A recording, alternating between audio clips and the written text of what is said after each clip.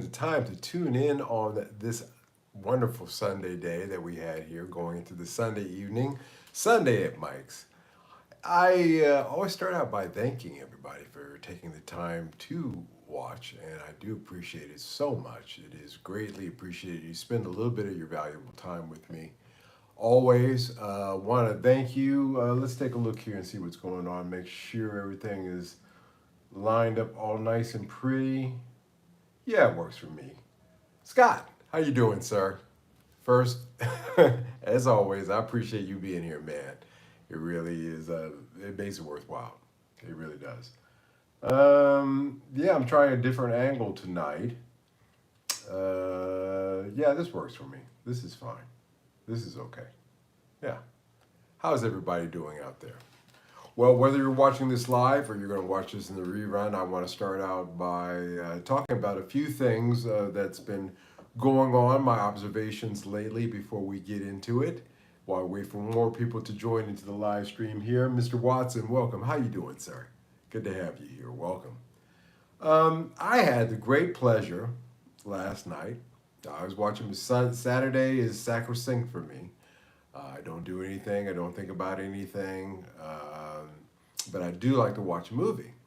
And last night's movie night was pretty good. Here, let me turn this. That light is blinding me.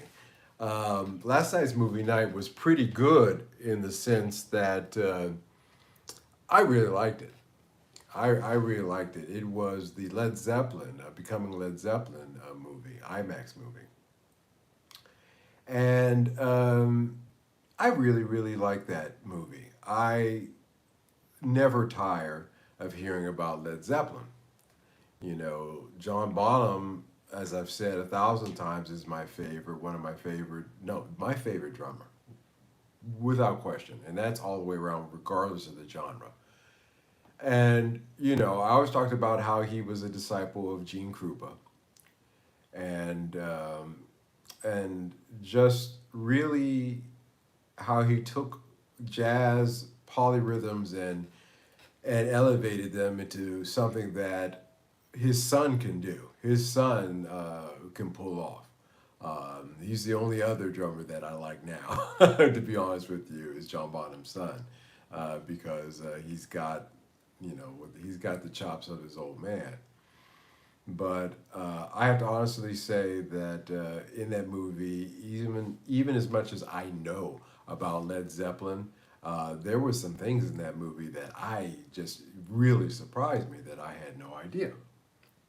And one of the things was that both John Paul Jones and Jimmy Page played on the song Goldfinger, the opening title to the 1960, I want to say 64 movie, Goldfinger, James Bond movie. So when you hear the bass line, that's John Paul Jones. And the guitar parts, including the Bond theme, that's Jimmy Page. And that blew my mind. I knew that they both were doing a lot of session work and a lot of records, a lot more than you could imagine that they were doing. But that one really took me back because I know that song very well. I just watched Goldfinger. I told you I was watching Bond movies a couple of weeks back, and Goldfinger was one of the ones I watched, and I was listening to the theme song and didn't think much about it, but I'll have to re-listen to it again. Try to listen to those guitar and bass parts.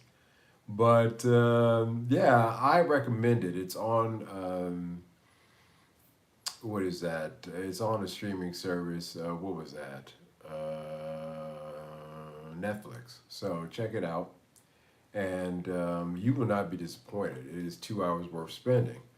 They stopped at Led Zeppelin 2. They stopped right before my favorite Led Zeppelin album, Led Zeppelin 3. So they did everything up to their careers up to Led Zeppelin 2. But Led Zeppelin 2 is not an album to be sneezed at. I have drawn a lot of production ideas from Jimmy Page. I've quoted Zeppelin in some of my compositions, to be honest with you. Um, Not too heavily to avoid copyright, but it's there. And I have to say they're probably solidly my favorite rock band. Honestly enough, guys, I never got into the Who from that era. I like the Beatles just as much as anybody else, but when it really comes down to it, when I really want to listen to something really good, I find myself putting on, ironically, Led Zeppelin or Queen. It's funny. So, yeah, Michael, you should check it out. Can't wait to see if Michael Watson says. Yeah, I highly recommend you take a minute of your day and watch that because it is really worth it, super worth it. And I was happy to see it. Another thing that I saw this week was on YouTube. And I won't get into this YouTuber's name, but he's obviously Canadian and he's in our space, in the gear space. And he just went on a FU tirade because of things that are going on with the tariffs and how that's quote unquote affecting his business. And as Disney recently found out, and I tied this in with a live stream we did a couple of weeks ago about how the movie and music industry, a lot of their faux pas are quite similar. Found out with Rachel Zegler is that if you really want to alienate half of your audience, just tell half of them to go F themselves. And then say, I don't care. You do care, you will care, is my reply to that. And it would be far beneficial to think, okay, this is affecting me. How can I pivot? And this is coming from a guy who has lived literally all over the world. I thought about it. I've lived starting out in Los Angeles to Japan, to England, then briefly back to LA, and then to Japan again, then Singapore, and then here. I have lived around the globe. And those were for multiple years I lived in those countries, some of them over a decade. And I had to do business of some sort or another in all of those countries. So take it from a guy, who's had businesses big and small, that big enough, work for big enough, I'll amend it by saying that, big and my own small ones, that it's always good to learn how to pivot. If you spend your life pivoting when something comes up, instead of sitting around worrying or grousing about it, you probably find yourself in a better position in the end. At the end of the day, it is incumbent upon all of us to see what's coming to the best of our ability. This is something that is not a surprise. I've been talking about it for 2 years now, coming.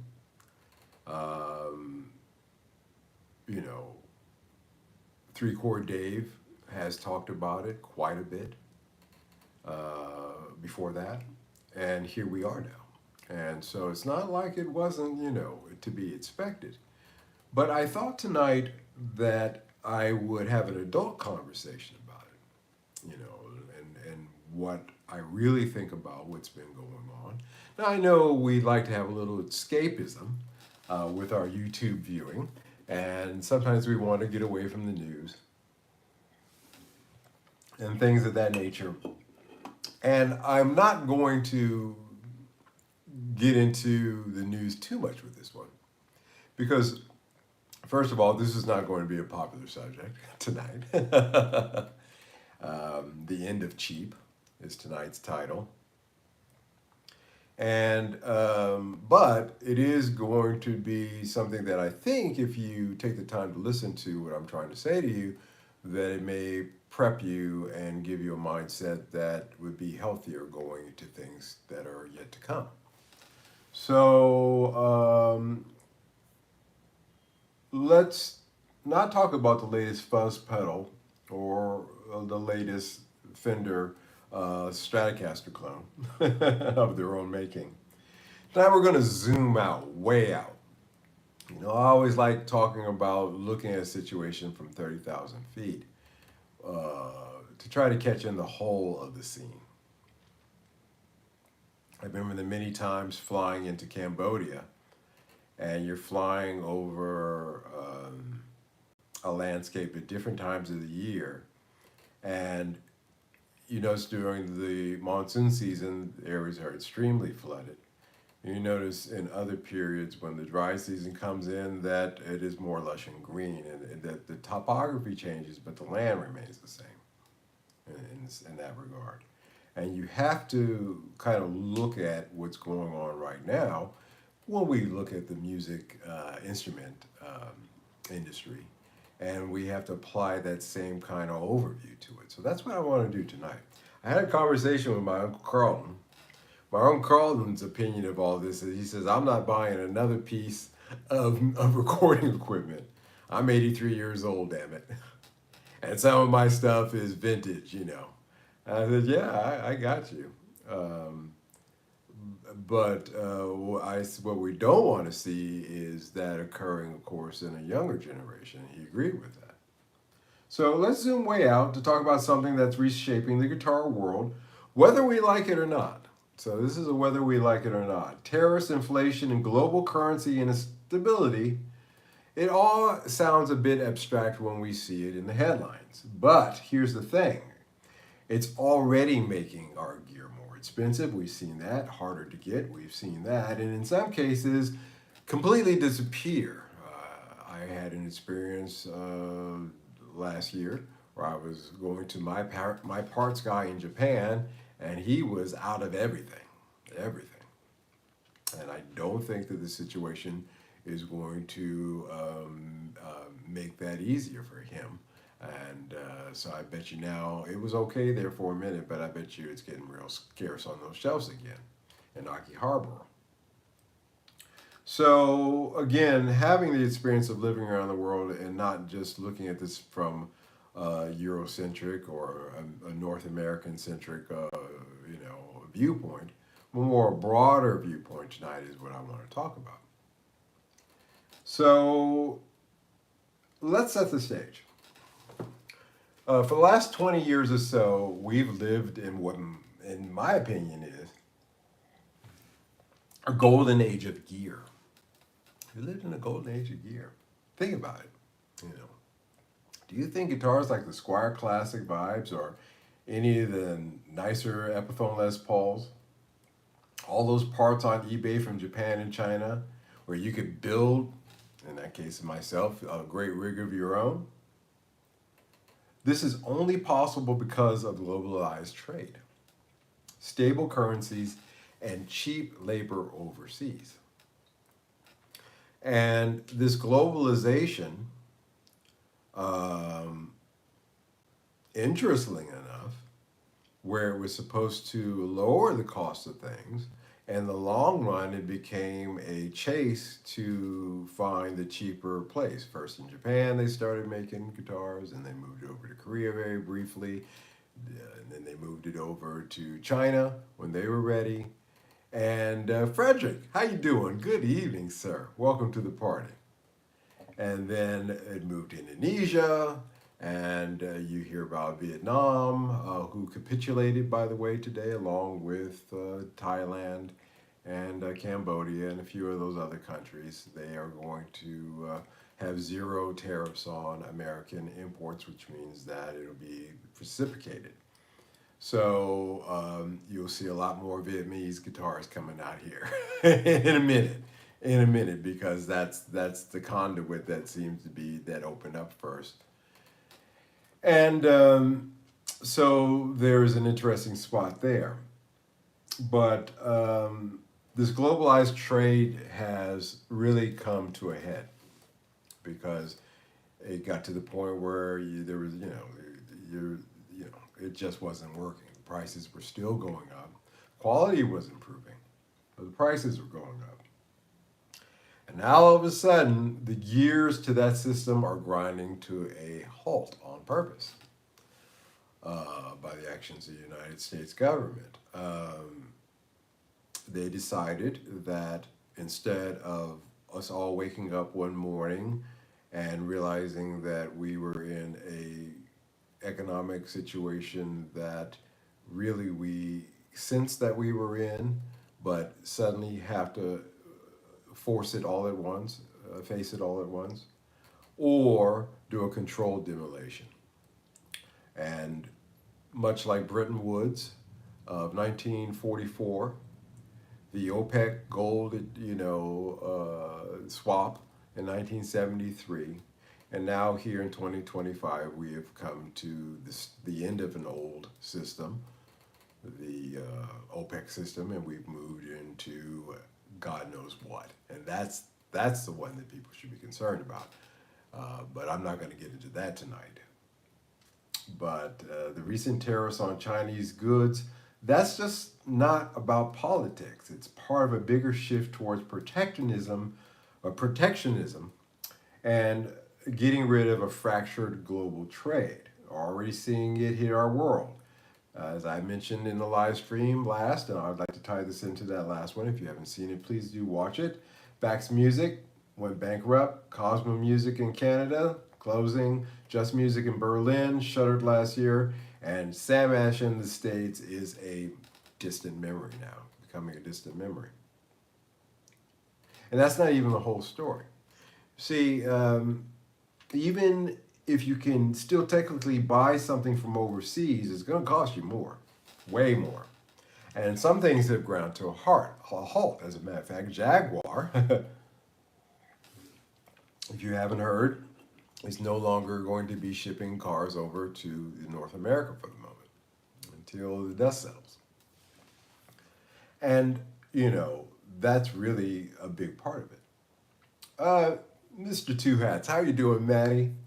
I'm so glad you guys are here. Welcome, gentlemen. I feel like everybody's here. Now I can get comfortable.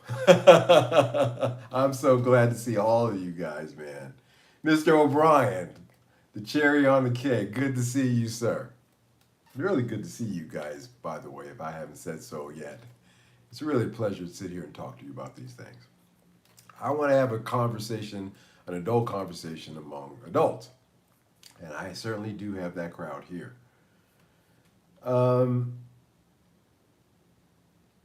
So shipping is up. Custom fees are going to be up. Currency exchange is brutal. I did an import run and my margins were tighter recently.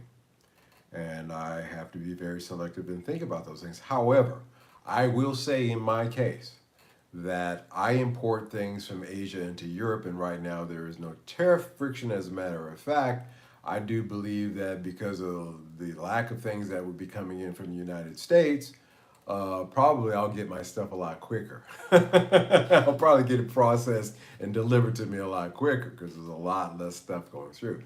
Now, Temu has shifted a lot of their advertising and giveaways and things to entice over here in Europe because North America has basically been shut down for them.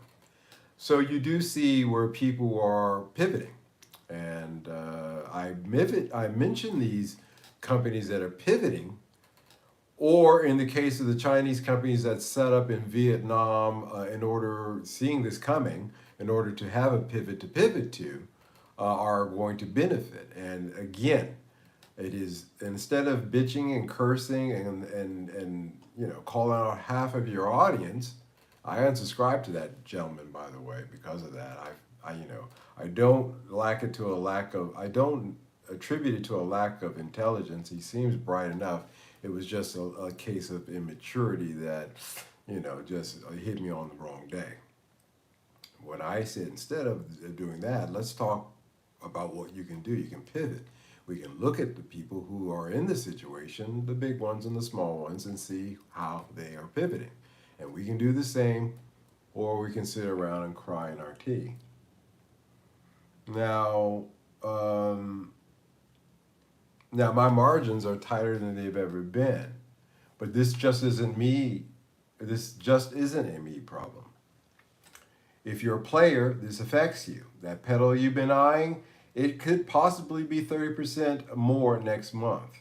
That neck you need for your project guitar, like Amuse Music, I can still get those necks pretty cheaply here in Europe.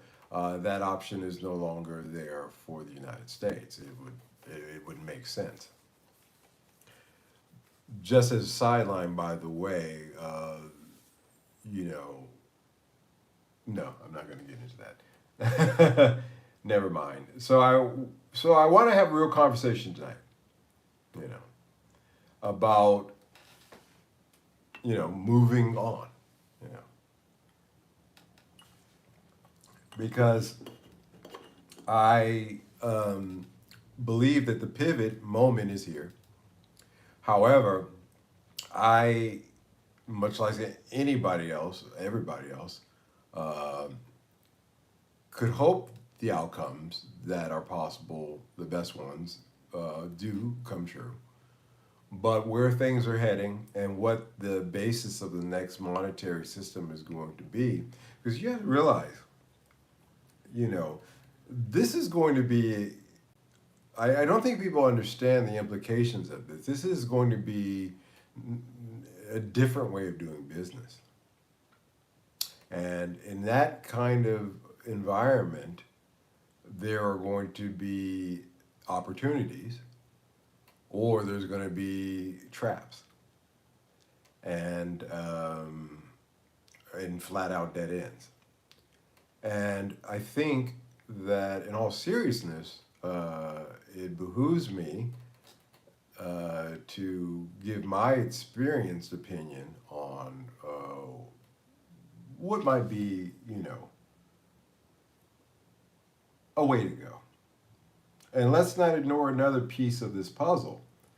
The venues are disappearing too. I touched upon that in the last live stream. The places where bands could make a few bucks and move some merch, they're drying up. So not only is it harder to afford gear, it's actually harder to justify having it.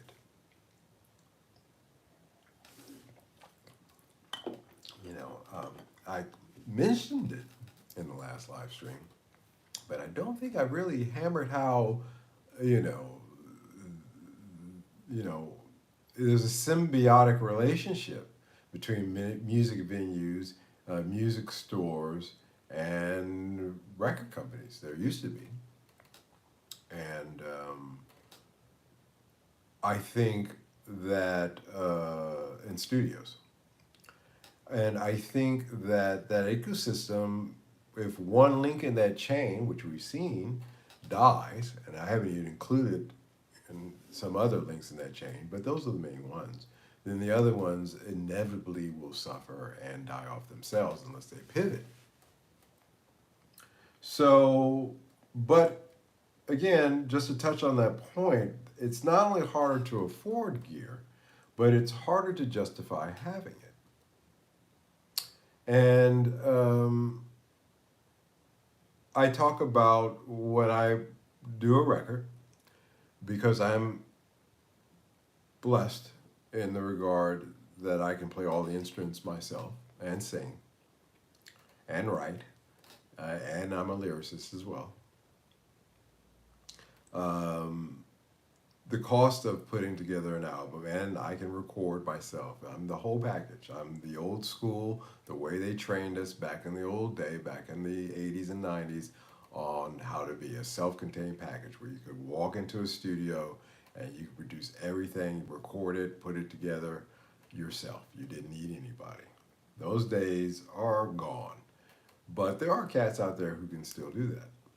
So that encourages me. But my costs are very low when it comes to making albums because of that.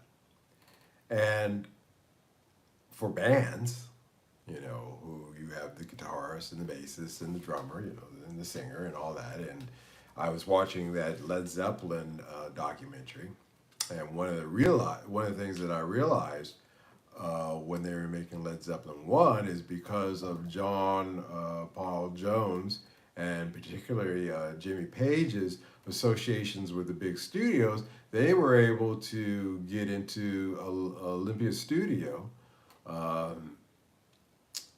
for midnight. It was like 11 p.m. until 6 a.m. sessions. They were able to get the overnight shift because Jimmy Page was paying for that out of his own pocket. And he was able to get a deal on it because he knew, and Glenn Johns producing, of course. And he was able to do that because he was financing that out of his pocket because of the studio work that he had done on so many albums. And of course, a little bit of money he made from the Yardbirds, which I think is insignificant to the amount that he was making from his studio work. But then that's the reason why he owned Led Zeppelin 1, The Atlantic merely was the distributor for that. But the ability to do, I bring that story up to point out that if you don't have the music gigs to make the money to go in the studio to record the album, and that's how it used to be done, that's how I did it, then, one disappears. One dies and one disappears as a result. And so therefore, to even have the ability to do something like that, even on a big scale like Jimmy Page did, no longer exists.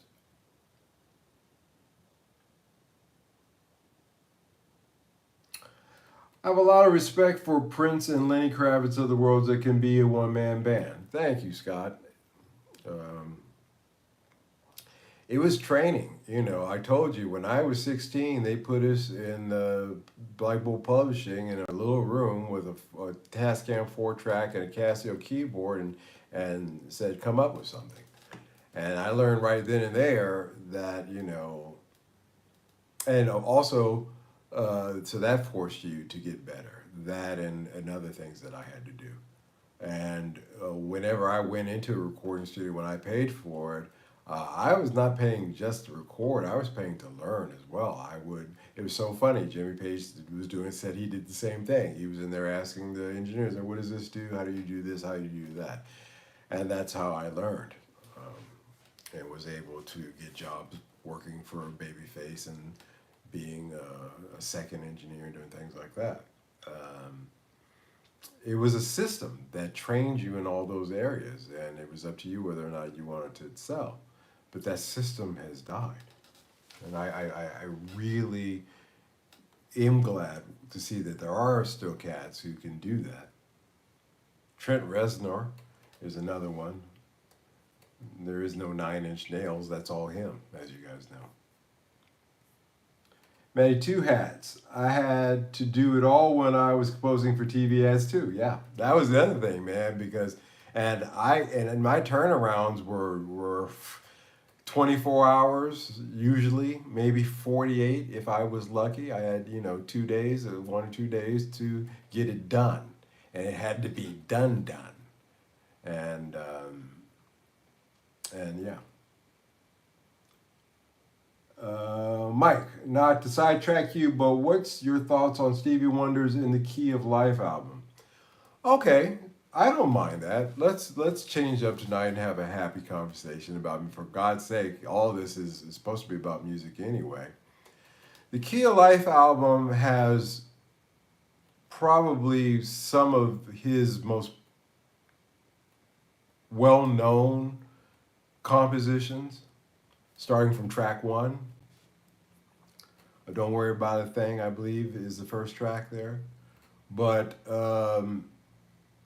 I don't rate it in my top 3 Stevie Wonder albums.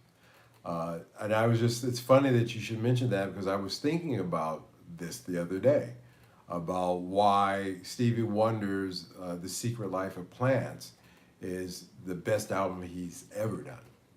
And it's not really talked about very much. It's amazing to me. But I rank that album far above Songs in the Key of Life, to be frank. And I had the pleasure of meeting Sarita Wright, his ex-wife, who sang on that album once or twice. Funny story about that. But before she passed away. But I have to rank that as my above. If my thoughts are that that's a great album, but you should listen to Secret Life of Plants. I have 2 to 3 hours to write at night after working managing studio. Yeah, yeah, and sometimes it's like that. I got a call. I sent in the work, and then they call me up and they said, "Hey, we want a wild card song. Something that just you decide. Because usually when they give you, an outline of what they want, it's pretty specific. You don't have as much freedom as you think. And I sat down with my Telecaster, Monica Butterscotch, and I came up with a rock lick. I came up with I programmed a drum pattern, and I came up with a lick, and it would threw on a bass line, and they loved it, and they bought that. And then I recorded that song. I because my deal was they didn't keep the music. I still had the rights to the music. I stretched that out into a full song, and you can hear it on the Yasunoki One album. It's "Taken with You." That's the song. So listen to that track. That was done in an hour. That was done in an hour. Okay, let's add the vocal and the mixing. 2 hours. That was done. I was sitting at my desk there, my old desk, like hitting those, trying to hit those hard notes. I'm really taken with you, yeah. Just sing that over. And my housemate, she was cleaning in the next room, and she was like, stop singing. She very rarely said anything, but I must have drove her nuts because I was doing the take over and over, trying to get it right within a short amount of time. That's funny. Um, I do everything but drums. That's a lot of work. Yeah, I stopped playing drums. As you guys know, I gave up on the drums. I have at 58 years old. I'm not playing drums anymore. But so it's really harder to getting back to the subject. Or were we done there? Let me see. Mike McWilliams, taken with you. Thanks, man. I appreciate that. Yeah, listen to that. That track was, I shit you not, guys. The track, well, the music part is what they wanted. They didn't want the vocal part. So the music track was done in an hour and sent off. And that's the one that got picked. And that's the one that went out through all Asia. That song has been heard by, they did 30-second spots, 15 minutes spots. It was for Shiseido. And the single itself actually got a little bit of traction as well. I quickly put it out as a single, and it did okay. And but that's just again an example of being under that pressure and coming up with something very quickly. Yeah. So we're at a real crossroads here. The end of endless cheap guitars is over. I do feel that. I think cheap again is subjective, but your under $100 Amazon specials that were being made in China are gone. It's too cost prohibitive, really, for them to do any kind of business because they're not going to do numbers on them in just one or two territories. That's going to justify that.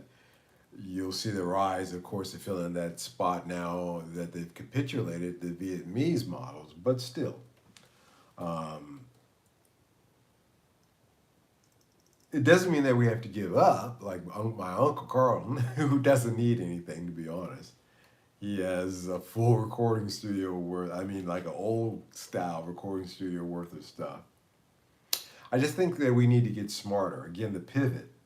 Start thinking like your gear is an investment now.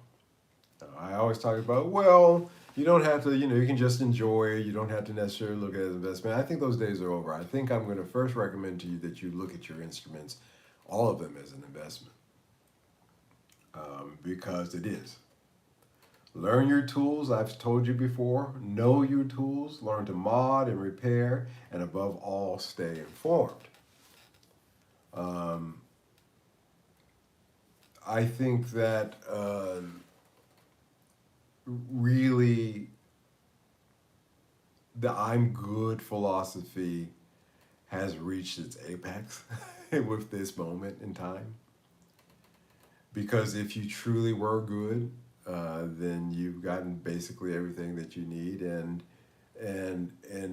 whether the guitar prices go up, go down, or sideways, it matters you not, because you're good, and I find that funny.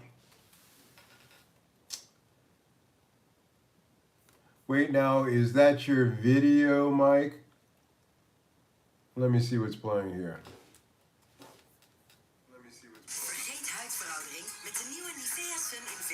Sorry, Dutch commercial.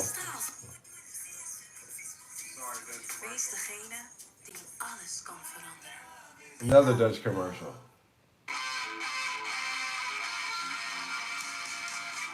Yeah, so this is Take It With You.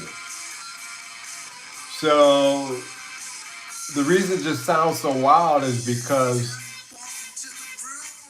I plugged in my Telecaster into my Laney, mic'd it up, and just went for it. And I didn't do a lot of takes of it. It just had a wild, and there was this wild echo that was going on that I couldn't replicate again if I tried to with that in the room, the way it was mic'd, and it just worked out. But yeah, this is just a single. So, funny, not a lot of views. Interesting. Mike McWilliams? I wasn't aware of this.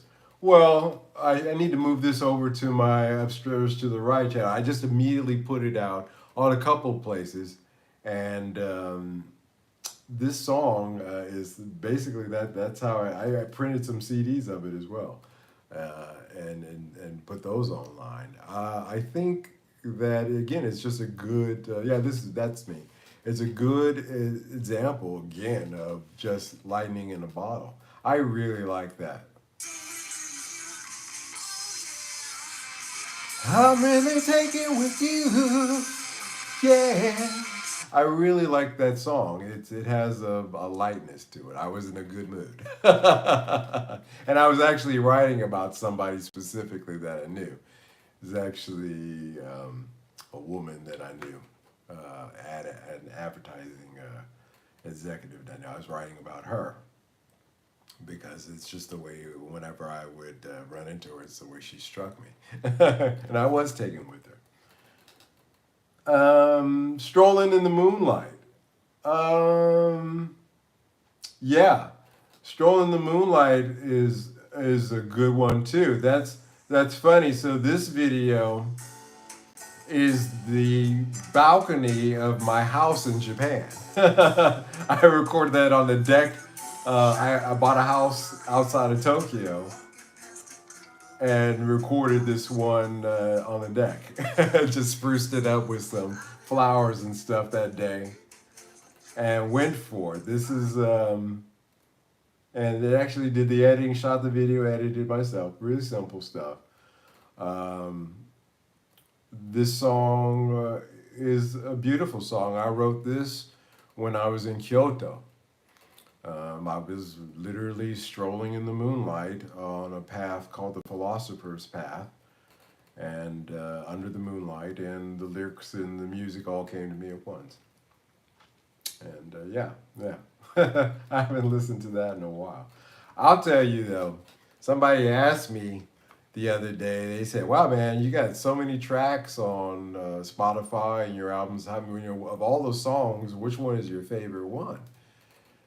And I said, well, all of them are nice, but I have to say my favorite song that I ever did is a song called The Lion. You'll have to find it on Spotify, but it's called The Lion. And that was also done in my Singapore studio around the same time that I did Taken With You. And or a little before that, but my nylon string guitar playing, my piano playing, my drumming, I think that was the height of, and my writing, my vocal, I think that that song is the height of my ability. I don't think I could write a better song than that one. And so if you ever want to hear the song that I thought is my best one, look up The Lion. The Lion. It's a good one. You know, I again think that we are in a situation where you're just going to have to be, it could go either way. We're in the change of a monetary system. That's what's going on right now. From 30,000 feet, what you're seeing is the change of the monetary system. And old, Singapore, my old stomping grounds in Singapore, they're realizing that they may not be the trade hub that they used to be, or the financial hub that they used to be. And therefore, things are going to get tough there for them. And that's true. See, there's going to be a new selection of winners and losers, and there's going to be sides. And we better hope, in this case, because that these trade wars don't turn into shooting wars, because that's usually the trajectory of these kinds of situations historically. So, there's that. I hate Spotify, but would love to hear it. You should put it here on your channel, Mike. Yeah, I should. I am going to move. My brother is the curator of all of my music work. I always made sure that everything that I ever did, I always sent a copy of it to my brother. And I am going to move all those albums over to my Bandcamp page. So you can listen to them for free. You don't have to buy them. You can listen to them for free. But The Lion, is this it? Let me see. Can I even listen to this? Yeah, I'd have to sign up. I'm actually not I don't have Spotify myself. But yeah, this was from my album Songs from the Equator, appropriately named because I was living on the equator at the time, and the artwork was done by my nephew, Brandon. This was 2017. But listen to that track if you can.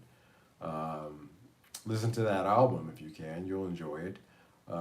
That's my favorite track that I ever recorded. I think that my recording, my miking of the instruments, I think my performances of the instruments, my vocal performance, everything was, I don't know who did that. Sometimes you'll listen to a track or something that you did later on and you'll be like, who the hell was that?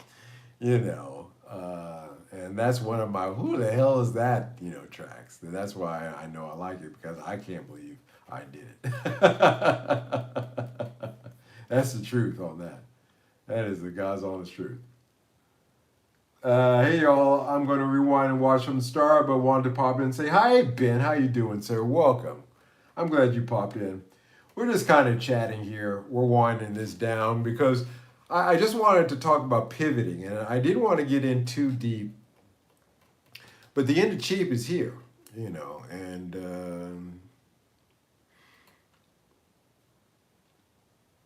if you're good, if you've been following the motto of this channel and you've been, good with the 20 guitars you had or good with the one guitar that you had, either way, you were good. And if you could no longer purchase, and that's the other thing too, is that you have to realize something. Here's a bonus one for tonight. I didn't want to get too deep into rabbit holes, but this is not a rabbit hole. This is actually a fact. See, when you switch monetary systems, it has to be based on something, okay? With Bretton Woods, it was a gold standard. With OPEC, it was obviously oil. The dollar was tied into oil, the price of a barrel of oil. With this new system, they are hinting towards they want to make it a cryptocurrency-based system, monetary system. Whether that'll fly or not remains to be seen. But in that kind of monetary system, the way that you buy things, your spending habits, And all of those things will change from the old system. You know, my Uncle Carlton joked tonight when we talked about this, and he said he told a friend of his, take $1 out of your pocket and look at it and tell me what you're seeing. And he says, I don't know what you mean. You're not looking at $1, you're looking at 37 cents. And he was he's kind of the ballpark right about that figure. And so when you change monetary systems, then spending habits, consumer habits, purchasing habits, prices of things, things that are considered to be needed and things that are considered to be obsolete, all of that happens all at once over the course of of a short relative time where that decision has to be made, because companies have to say, hey, we've got to pivot, tonight's keyword, pivot, and see where this is going to the future, and we want to be on that track. We want to pivot away from this dead end to a track that looks like it's been. And again, the consumer, the individual, we're all left kind of to figure it out ourselves. Yeah, I want you to note that gold is a solid basis in order to base a currency on. $1 had a equivalency to a certain amount of gold. You remember the Kennedy silver dollars? Those were pure silver dollars. Those are expensive now. You know, back then a silver dollar was $1. Now that same silver dollar has a half ounce of silver in it. Right now, I do believe that's running around $15, $16 an ounce, $20 an ounce. So that $1 coin, or I'm sorry, the 50-cent piece, something like usually $1.50 piece. Either way, its value has gone up significantly because of the value of the metal. And when you base $1 against oil, okay, but you know that's more of a flexible thing, and also you're basing on that on future ability to withdraw that oil. A little bit shaky of a ground to be on. This next system that we're moving into, I guarantee you, it's not going to be as solid as even oil is gold, whatever it is. I can guarantee you that. I can guarantee you that. Yeah, I know. And yeah, we haven't been on gold for 55 years. And we've seen the results of that. That's why 4 years ago, gold was $1,700 an ounce. Now it's top 3,100. So, uh, it's going to change the things. And all these even the grand plans of Fender and Gibson to do these lifestyle shops, as opposed to selling instruments, may have been their pivot. No, it's not may have been. We know it has. We've talked about that. That's been their pivot. But where are they having those things made at? A lot of that lifestyle stuff that they were saying was Chinese made. Somebody said, I dare you to walk into a Walmart and find one product that's not made in Japan. I mean, in China. I keep saying Japan, excuse me, China. He says, I dare you. And that's going to change. That's a big change.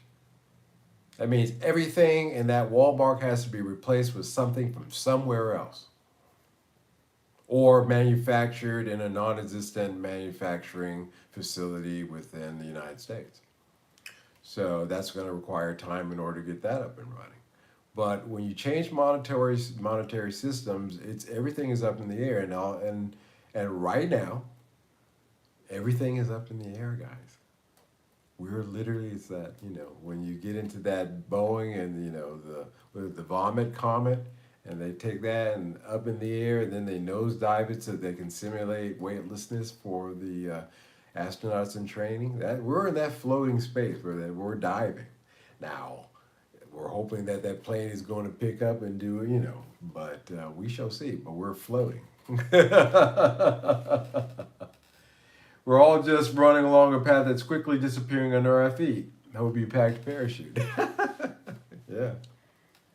We are in no man's land, kids. And that's why I said I want to have an adult conversation with adults about this, because I think we're all grown up. We're all big boys. We have a certain amount of intestinal fortitude under our belts collectively, I think, gentlemen and ladies. So we just have to realize that, you know,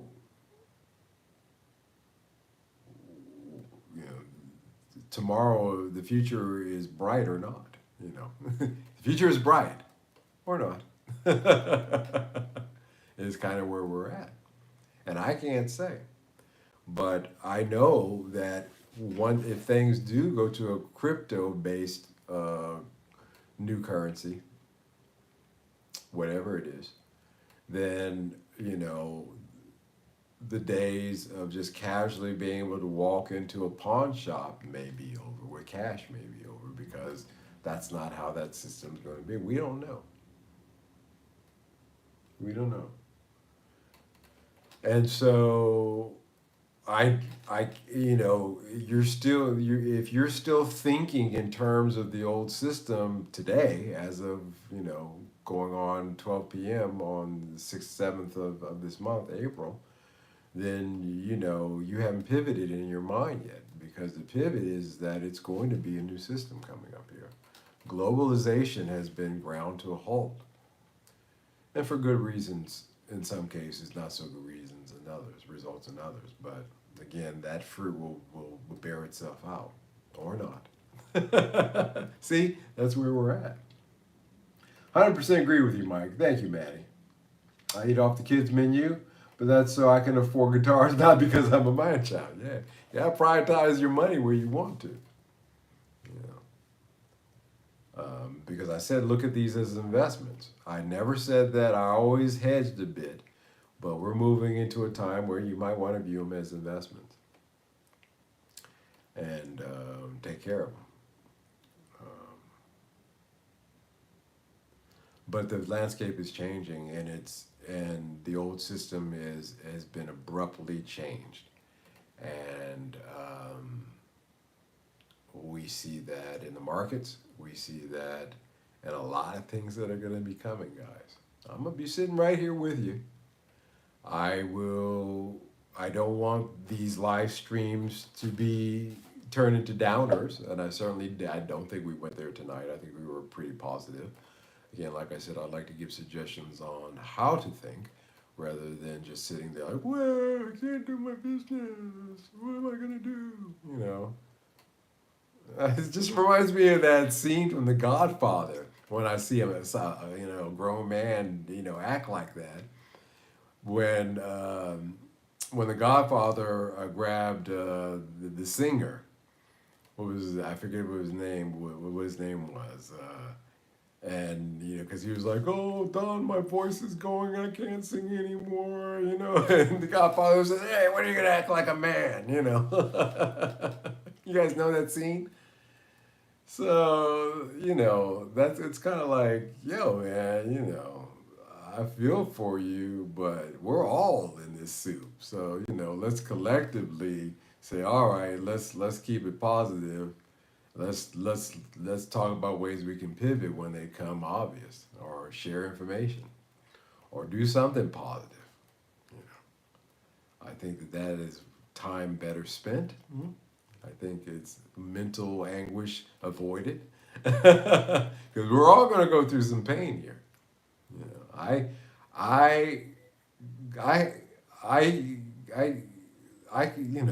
myself, I look at my business, two of my businesses that I do, and they are definitely affected.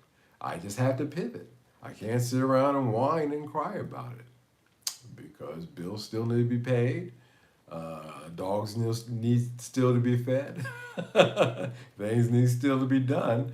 And so I have to make the best guess that I can on the information that I have. Therefore, I try to get in as much information and without bias as possible, so that I can look at it objectively. I don't look at it in political terms. I look at it in global terms. And in financial terms.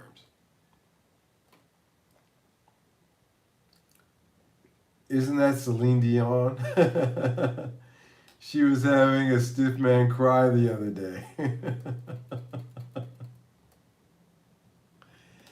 Yeah, it's just, it's just, we're in for this ride, boys.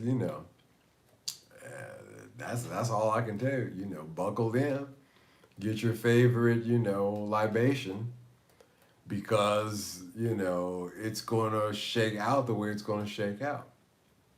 We are going to go into a recession without any doubt. Recessions generally last about a year and a half. Um, I think it was again a choice between a Great Depression or an immediate recession. And at the end of that year and a half period, again looking forward, not just looking in the short term, but if things go on, you're looking at a year and a half period where we'll be in recession and where things that's going to be the shakeout period. And at the end of that year and a half, so we're talking about we're going into 2027. And then we're going to see how things are going to, then we'll have a clearer picture, obviously, of what direction we're going in. And yeah, we're all feeling the it's there. The recession is, it's already in place and it's going to be a steep recession.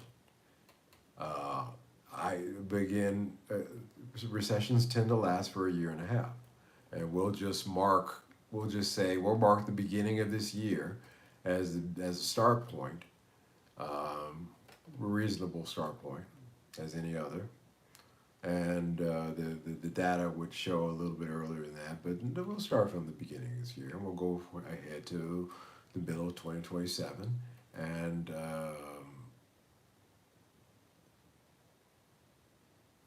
2026. I keep saying 27 to 2027, but middle 2026 to 27, where we start to see things get better, improve.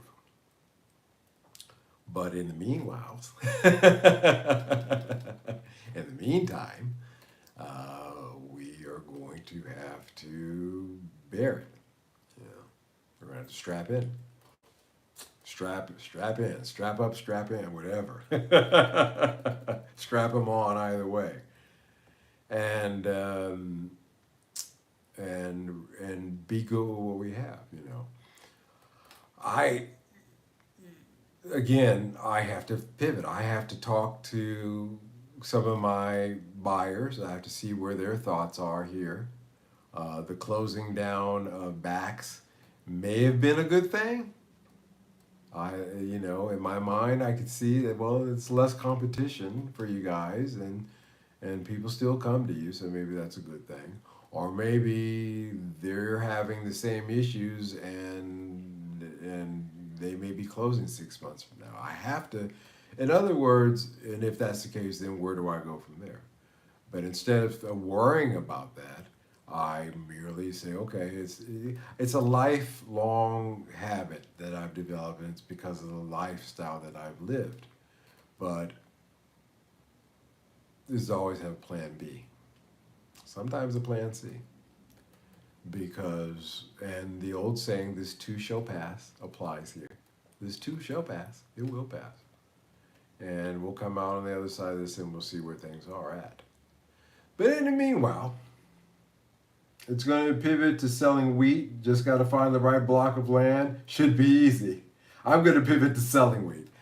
Yeah, man, Um, it's like I said, I don't know. In order to have a financial system, it has to be based on something. We went from gold to oil to God knows what this next one's going to be. But again, we see is this a good example of the rule of thermodynamics, where things unevolve, things get worse, go from better to worse? Maybe. Well, yeah. But everybody's got to sign up with that. See, that's the other thing too. Is that it's just not it's not a unilateral thing. Everybody has to agree to it. So everybody eventually, at some point, in the next few months, all the world leaders, they got to get together and sit down at a big table, like they did at Bretton Woods, like they did with the OPEC discussions, and they're going to have to all sign up and agree to something. And I guarantee you, 6 ways to Sunday, that it ain't gonna be good for us. I'm just letting you know. Just kidding, I can't do things except music, so I'm screwed. Well, not necessarily. Again, like I said, music has a lot of edges. I stopped doing, like in my case, I stopped writing music, I stopped doing producing, and I pivoted into selling instruments. And then I started recently pivoting, in the last few years, pivoting to restoring instruments. I can still keep in touch with music and keep my roots with it, but still make a living off of it. So you just have to think of it. And again, like I've said, the latter of those things I think might be the way to go in the future. We'll see. If things get so bad, if you got a good reputation for being able to restore things, that might be a way to go. We'll see. I don't know. I just did my garden today. Yesterday, I put in my strawberries. I had some growing, but I added to them. I always add to them every year to different varieties. All 4 different varieties of berries: raspberries, blackberries, strawberries, and white raspberries. Uh, Sowed all my watermelon and pumpkin seeds. Put in all of my herbs. Put in my ginger because I grow ginger. My potatoes have been in for a while, and yeah, I did my gardening and other things I can't think of right now. I've planted as well. Most of it's edible. I could eat it by the time 2 different varieties of tomato, one the big kind, and then cherry tomatoes, the easiest to grow in the world. But by June, July, I can eat. I can walk out on my deck and I can, with a bowl, and I can make a salad. I can eat off my deck. And that's a small pivot that I've made, that I've been doing over the years now that I have the space to do it on and make it worthwhile. But there are all kinds of pivots that you can do. Yeah, I'm good. I work in a guitar shop, but the future is shaky. Yeah, Maddie. Like I said, we don't know. And again, I can't tell you that I know. I don't. I'm not Nostradamus. Hell, he didn't know, to be frank. But I can say that keeping your head on a swivel, as we used to say, is probably your best move right now. Just a thought. And I don't think that you can go wrong there. All right, guys. I think that we've discussed this in an adult and very nice manner. No fear mongering here tonight at all. And I also got to talk about some of my music. Let's do that next time. I'd like to talk about some of these tracks that I've done, and where they came from and why I did them. Because that's a happy thing. I enjoy talking about those tracks that I did tonight, and give you a little bit of background about where they came from. Listen to the song "The Lion," because in this world a lion roars that devours all it seeks. But here inside we're safe, my love, in this warm serenity is the lyric I wrote for that. And it's a good vibe. So listen to that song. It'll give you a good vibe. Relax. That's the theme of that song. Just relax. And you guys take care until the next one. I will talk to you soon. Have a good evening, all of you guys. Thank you so much, so much for watching, for joining in the live stream. All of you guys, always being here for me. I will be here for you. Yamo be there. I never understood that song. Anyway, I digress. You guys all take care. I will see you for the Wednesday night hump. Ciao. Bye-bye.